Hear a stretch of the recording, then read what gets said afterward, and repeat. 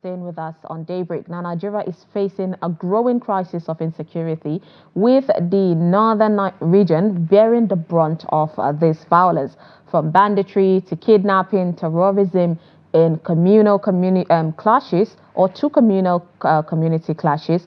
The situation is becoming increasingly dire. Now, just this week, we have about a kidnapping of the medical students in Benue and killings in Benue State. We have another killing in Katsina. We have Borno State, leaving many dead, orphaned and becoming widows and widowers, and even many more displaced. And the fact that these displaced the communities don't even get much recognition as they are. I mean, over the weekend on Sunday, we showed a documentary of how abandoned IDPs are left with it. Old people not having anybody to look after them, and the government basically just abandoning them. So the frequency and brutality of these attacks have left many Nigerians feeling helpless and fearful for their safety. This is, of course, what we will be addressing on our segment. We have via Zoom joining us from Yola, Professor Jude Momodu. He is the professor. The professor is a director from Center of Peace and Security Studies, Modibo Adama University, Yola. Good morning, Professor. Good morning, and thank you for inviting me. Good to have you. Also via Zoom from Kaduna State, we have Dr. Awal Abdullahi Aliyu. He is a security analyst, public affairs commentator, and also the Secretary General, Armed Forces Veteran Federation and of Nigeria, and National President of 1917 Northern Consensus Movement for Peace, Unity, Empowerment, and Development Initiative. Good morning, Doctor. Good morning, and thank you for having me. Have you now, Doctor? Let's start with you. You are in Kaduna State. Kaduna State is one of the states that have faced and bear the brunt of insecurity so far. What is your take on how the presidency is addressing this? Well, thank you very much. Yes, Kaduna State have the influx of insecurity, not just Kaduna State, like you rightly presented in your analysis, opening remarks. You've also cited the issue of Benue, you've cited the issue of Katsina, and then Kaduna and Sokoto, Zamfara, and the likes of them. Now, the question is, what is the president doing about it? As far as I know, the president has put in place a very powerful team, a team of professionals that is talking about the service chiefs. When you look at the chief of air staff, naval staff, the chief of army staff, and then culminating all with their boss, the chief of defense staff, General C. Christopher Gwabin Musa, you know that there are these guys are professionals, well trained, and brought out with the intention to carve out the insecurity that is affecting the north. Not just that, then the president also bring on board the former governor of Zamfara State, which is now the Minister of State for Defense, and his boss, the former governor of Jigawa State, Mohammed Badaru Abubakar, as the Minister of Defense. Now, this is a team that is working assiduously, as far as I know, cooperating with the passion and then the patriotism to move Nigeria forward. This team has been, like I said, working assiduously in trying to bring in policies and programs, bring in new strategies, new approach on how to handle the security challenge that is the bedeviling northern Nigeria today. And then you will agree with me that the trend has changed from the way it used to be in the past to what it is today. You know how Kaduna State has been. Now that you cited Kaduna State as first example, you know how Kaduna State has been in the past before the coming of these patriotic Nigerians into governance. You know what Kaduna used to be, how it used to be. It is almost becoming unbearable, unlivable, that people outside the north, when you speak about north, they tell you about Kaduna Kaduna, they will tell you they will never come to the north because Kaduna is not peaceful, and then you cannot even, it's inhabitable. And same with Katsina, same with Zamfara, same with Sokoto, and then the entire northern Nigeria. You will agree with me that the Boko Haram challenge has reduced drastically by about 80-85%. You no longer hear the continuous bombing, killings, and then attacks and what have you that has been happening. You will see that the governor of Borno State, Zulum, is moving around and then trying to provide leadership and governance to the people of Borno. Same goes to Yobe and other part of the northeast. Same if you come back to the north central, you will agree with me also that it has drastically reduced. We know how Niger, Kogi state. When you made mention of how Kaduna used to be from the past, if I recall, from the past, Kaduna was known for more of communal clashes than banditry and insecurity. And so far, especially this period, it has become rampant. I mean, and we have not seen any address by the president. So I want you to help us clarify if at all the presidency or the government is viewing the insecurity differently from what, an average Nigerian is seeing. The presidency, if you like, or if you like, let me use the Ministry of Defense. I may not be speaking but the Ministry of Defense. If you look at it, there are people that are there also, from the Chief of Defense Staff to the Tri-Service, that is the service chief, to the Minister of Defense, that is Badaru Abubakar, and then the Minister of State. They're all Nigerians. They are all from the north. They have families. They come from a home, they come from a community, they come from a village, they come from a local government, they are family men, they have extended families. So if there's anything happening, naturally, if you think because they are occupying the seat of authority, so they don't know what is going on, I think that would be a wrong perception, because they are from extended family, like I said, so they have their families down the lineage. So if anything is happening, it is equally going to affect not just their other members of the community, but it will equally affect their own members of the family. So they are getting reports also from the extended family members.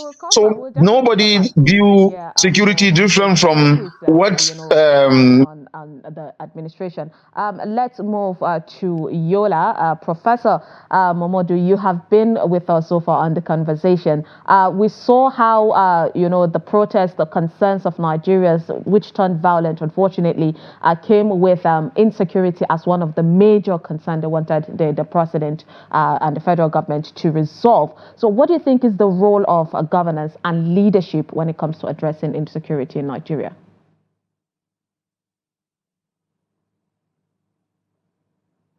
Do we have Professor? Is Professor with us? Hello? It's nothing with us at this point. I hope we get to have Professor Momodu join us back on this conversation. Okay, Professor, are you with us?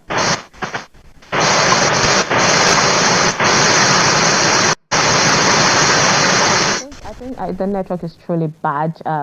Thank you very much. I think Adama is part of the I think that it says rain today. Hope hello. Professor can connect back. Hello. But let's go back to Kaduna with Dr. Awal.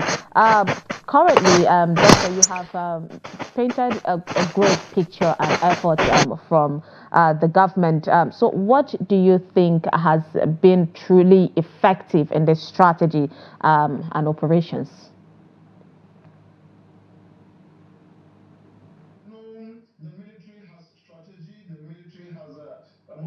The military under the leadership of General C.G. Musa, the Chief of Defense Staff, has adopted new strategy different from the ones that are the regular ones that has been going on under the past leadership of Nigerian military.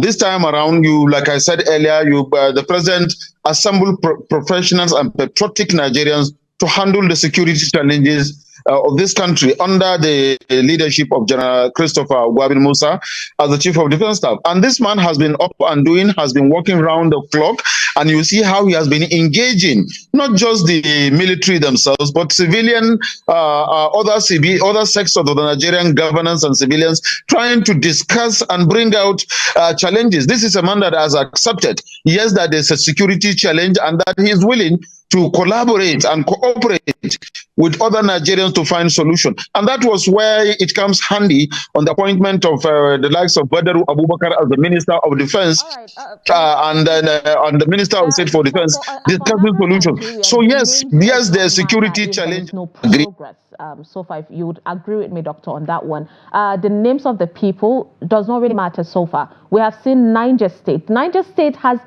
been on massive attack on a daily basis at some point, and it's really scary. Whether we like it or not, one of the major causes of food crisis in the country is because our farmers cannot go to farm. So with all of these names, why are we still having, and all of this efforts being put in place, why is there no yielding result for an average Nigerian? Why can Nigerians be safe to travel? We've seen the medical students that were kidnapped. What is wrong in the system? We're trying to find solution, Doctor.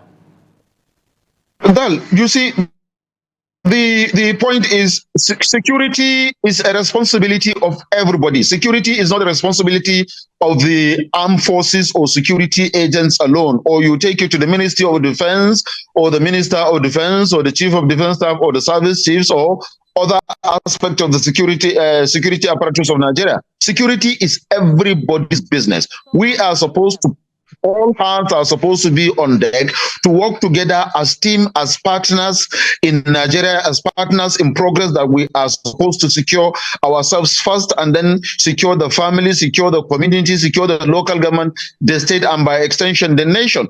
So it will be wrong for any Nigerian to assume that security is a business of only security agents or defense headquarters or Ministry of Defense, or put along the police, the DSS, and other security sister organizations. No, it is everybody's business. And the security agents alone, believe me, whether we like it or not, we have to say it the way it is. The security agents alone cannot do it. They are Nigerians. We are all Nigerians. We are all in Nigeria. This challenge is for Nigerians. And don't forget, even right now, the number of our security agents is not enough to cater for the security challenge of Nigeria. I will tell you that we have about 226 million Nigerians, and the total strength of our security agencies put together is not up to 2 million. So if you look at it all together, the security men themselves are not enough. And then we are having... We have been repeating this for the longest time, even before the president assumed office. And when the president was coming, one of the reforms he promised was there was going to be massive employment when it comes to the security sector. We've seen that chunk load of our budget being passed to the defense, the defense ministry, in order to address this issue. Why is that not addressed? Why do we keep reiterating the same problems without finding solutions to that? No. I think it is not a right expression to say that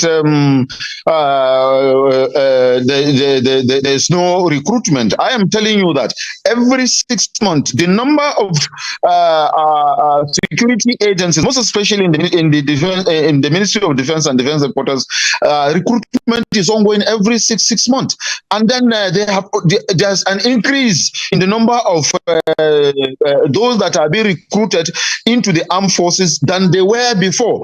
You find that in the past, you find maybe about in every 6 months, about 1,500 or thereabout are being recruited. But believe me, the services now, both the Air Force, Navy, and the Army, are recruiting on every 6 months, and the number of personnel that are being recruited is greater, 2 times greater than the number that were recruited before the coming of this administration. So you see, it is not enough. And then don't forget, yes, you are... And the numbers are greater. So why are we using that same excuse again, saying there is no enough hands when it comes to the security agencies? If we are talking about recruitment, you cannot just, there must be a certain number that you can recruit and train per quarter or per every half of the year. It is not a magic. Don't forget, in the past administration, it says 10,000 policemen will be recruited every quarterly. Up to the end of President Muhammad Buhari's administration, it was not possible. It was a policy, but it was not possible. The coming in now of the present administration of Bola Ahmed Tinubu, the same thing has been echoed, and the man is trying his best. The government is doing the best they can to see that they bring in, increase the number of recruitment as far as all sector of the recruitment is concerned. Same goes with the armed forces. The armed forces is doing it best. I think Nigerians should begin to appreciate the armed forces instead of trying to begin to find fault. It is not an easy thing. Don't forget, these members of the armed forces are Nigerians themselves. They come from a family. They feel Nigeria. They love this country. They are willing to do everything possible to bring solution to this security challenge. It is only fair if we all agree to encourage them further, not to begin to find possible solutions. And I think we have come a long way in Nigeria, and it is high time we stop pointing blames. Two of the excuses that you have raised, saying there is no massive recruitment and all of that, honestly, not satisfied with that, but it's cool. Talking about community engagement, you spoke earlier about security being for everyone. I think even the media have done enough when it comes to pushing, saying we have to do more ourselves in order to secure our country. And so far, we have seen a lot of reports from security agencies giving kudos to communities for putting themselves at risk in order to collaborate with these security agencies. We know on a personal level from, our own even a media organization, how many people have died because these bandits and terrorists realized that they have been sold out by some of, the community people. But then with all of these efforts being made, what is the efforts, of community engagement from the government and the security agencies in order to, like you said, all hands to be on deck? Coming of this Chief of Defense Staff General C.G. Musa, he created a whole department called Civil Military Engagement Department in the Defense Headquarters, and the same thing replicated itself in the Air Force, Navy, and the Army. And in the Ministry of Defense, don't forget, the Minister of Defense is a civilian, a former governor, an administrator, and what have you. So the Civil Military Relation Department of the Defense Headquarters and the other trial services are working assiduously in engaging the civil populace of Nigeria and educating the civil populace of Nigeria on how to work in synergy between the armed forces and the civilians of Nigeria, and how to work towards finding credible intelligence. Don't forget, no matter, even if you have 10 million members of the armed forces or security agencies in Nigeria, if you don't have credible intelligence from the civil populace, there's no way how they can achieve results as far as fighting banditry, kidnapping, and other security challenges are concerned. Yes, I agree. The fourth realm of the Nigerian government, if you like, is the journalist. Journalism has worked so hard to bring out challenges, just like you are bringing out and disagreeing even with me on some aspect of my presentation, which is very, very good. It is very healthy. But then you guys have tried. It is part of the trial that you are doing now, that you are bringing out this issue for discussion, for the education, and then enlightenment of Nigerians to know what the security agencies are doing. So there's that civil-military relation that is ongoing, and you can only achieve it if there's credible intelligence from the civil populace. These members of the security agencies are not magicians. They are not spirit. They are Nigerians. They are humans. They are not coming from another planet. They are in Nigeria. They only need the cooperation and understanding of Nigerians in terms of providing credible intelligence that will assist in fighting insurgency, banditry, kidnappings for ransom, and other vices of insecurity in the country. So the Civil Military Relation Department, as created by the Chief of Defense Staff General C.G. Musa and replicated by the other trial services of the armed forces, as well as the Ministry of Defense under the leadership of the Honorable Minister of Defense Badaro Abubakar and his Minister of State Matawale, are working assiduously to find this civil military relation understanding cooperation so that with credible intelligence, believe me, the security challenges of Nigeria are surmountable. And then they are working, like I said, every day reviewing the policy and programs as it affect the issue of security. And with credible and candid advice from the civilian populace, it will assist the military to. You've already pointed out the fact that there is no enough, staff or security agencies to address Nigerians' insecurity, even with the massive recruitment been going on. But there are some particular places, talking about the northern part of Nigeria, that has been on a hit back to back. And these people we have covered, these people have sent out SOS cries saying that there is no any security, checkpoints even closer to their communities. And this is something that it has been reiterated, has been re-echoed multiple of times. And still, there has still not been a redeployment of security agencies in that axis. So to what importance, towards bragging rights, is it to northerners when the chief of defense, when a lot of these people in charge of the military, lots of the people in charge of the ministries of defense and all of that are from the north? Of what use it is? Well, you see, like I said, it is not easy. The way you look at it is not the way it is. And then if you speak about some areas where there are no security operatives and there are security challenges there, believe me, if it is properly, if even me, as I am like this, if you will tell me of those places, believe me, I will take it up. I will inform the authorities, and I can guarantee you that they will put in quickly security agents there. And don't forget, like I said, we are having short of manpower. The armed forces, to be precise, it's not having enough manpower, even though there's massive recruitment ongoing in order to fill up the vacuum where there will be a certain level of presence of the armed forces. But don't forget, Nigeria, we have 36 states of the federation. We have over 226 million Nigerians. And then, like I said, the number of security agents, if you take the armed forces itself, we are not up, it's not up to 1 million. So tell me how you can be able to cater for every nook and crannies of Nigeria. But even at that, I think we need to appreciate the members of the armed forces and security agencies in the effort as it is ongoing trying to curb security challenge. Speaking about the northern Nigeria, if we speak about the north alone, yes, I agree, there are security challenges in the north, but I said it has reduced drastically more than the way it is before the coming of this administration, also before the appointment of the service chiefs and the Minister of Defense. But even at that, if they know today that so particular place needed security presence, believe me, the CDS, the Chief of Defense Staff, in collaboration with the Minister of Defense or the Ministry of Defense and the Defense Headquarters, will not take time to ensure that the security presence is there. They are there. They are listening. This is why I said they created the Civil Military Department in the Defense Headquarters and the tri-services of the armed forces.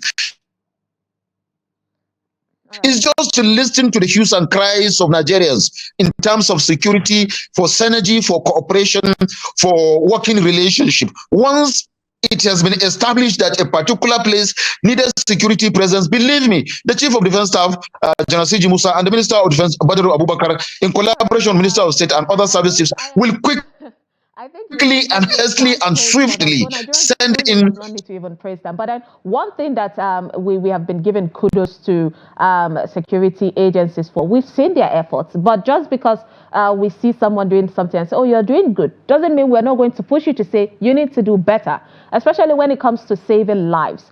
On a daily basis, these situations are happening and it's really breaking our heart. And honestly, we feel like the government are not really doing enough. But then let's talk about potential solutions to all of this. Doctor, what do you think? All right, I think we have Professor Jude Mamodu. Honestly, I was hoping you'd be back. Professor, it's good to have you back. I don't know if you have been, listening to our conversation with Dr. Aliyu from Kaduna. But so far, with the little time that we have, how is your assessment of this government and how it has been addressing or not addressing the insecurity in the country, in your own take? Thank you very much. I've listened to the other guests. I think, let me say that it's the primary responsibility of the government, in this case, the federal government and state government, to ensure welfare and security for the people of Nigerian citizens. To what extent has these levels of government, the federal government and state government, have been able to ensure that there's security and safety for Nigeria? I think that is yet to be determined. Yes, they made some effort. The military, the police have been making frantic effort to ensure that they deal with issues of insecurity in Nigeria, particularly in the north. But these efforts are not enough. They are not enough because he was talking about recruitment of more men to be able to ensure that wider areas are covered. But I think we're now in the age of technology. I think one aspect that the military, the other security agencies have not been able to explore is the issue of technology. If you look at the northern part of Nigeria, you have vast land area in the north. So what you can deploy is technology, drone, to monitor, to survey the areas, and if there are security breaches, then you cannot launch attack, helicopter attack, or even drone attack to be able to address the security problem. If you even employ 2 million Nigerian military to cover the north, I'm sure there will still be gaps in some areas. So that's why it's important that the military and the government should change strategy. They should see how to explore technology to be able to deal with the issue of security. But let me also say that behind the security challenge we're having in Nigeria today is the issue of economic governance. That's why I see that there's the insecurity across the country, particularly in the north. And who are those perpetuating the insecurity? They are young people. Most of them are out of job, no economic opportunities. Then you also have issues of porous border. So until we begin to address the root causes of insecurity in Nigeria, otherwise what we are fighting today, the military and the other security agencies are tackling today, are just the symptoms of the wider problem, which are issues of unemployment, issues of poverty, issues of lack of economic opportunity, poor border governance. These are the issues that we can use the instrumentality of governance at the federal and state government to address. And again, the issue of security is local, and that is why those who have been calling for state security, for state police, they are very correct. If you look at the problem in Kaduna, in Zamfara, in Katsina, in Plateau State, in Benue State, these are issues that are very common to these states. So we need to enhance the capacity of these states to be able to deal with these issues by ensuring that we have state police. Yes, there are fears. Some people have expressed fears that it could be hijacked by the governors. But again, it depends on how the law, the legislation that will put in place. There has to be safeguard in legislation to ensure that we have a state police that is not under the control of under the control or that does not pander to the wishes of the governors. So we need to get people from these localities and arm them sufficiently to be able to deal with the issues of insecurity that is plaguing this state. And as I said, we need to look deep to the root of insecurity in Nigeria, which are issues of economic poor economic governance. Yeah. But let me also say that he also talked about civil military engagement. Yes, I know that they are doing that, but there is this over time we have seen issues of trust deficit between Nigerians and the security agencies, the military. So what you have is that Nigerians see the security agencies as their enemies because of the high-handedness of some of these the personnel of some of these security agencies, and that's why it's important that if they want to have an efficient civil military engagement, they must first deal with the issue of mistrust by ensuring that they build the confidence of Nigerians to trust in them and be able to provide sufficient intelligence that will help them to tackle some of the security problems that we're talking about. All right. Due to time, gentlemen, I wish we could, extend this conversation because security is something that we have to continue pursuing until we get to a point where the country would say we're free of it. But then, thank you so much, Professor Jude Momodu, for joining us, the Director from Center of Peace and Security Studies, Modibo Adama University. Yola, appreciate you. Thank you very much. It's my pleasure. All right. I appreciate you also, Dr. Awal Abdullahi Aliyu, a security analyst, public affairs commentator, for joining us. I think you did justice to the conversation. Thank you so much for your time. Very much for having me. Thank you very much for having me. All right, with that, of course, we have to take a break. And when we come back, it will be time for us to dive into the front pages of the National Daily. So do not go anywhere. We'll be right back.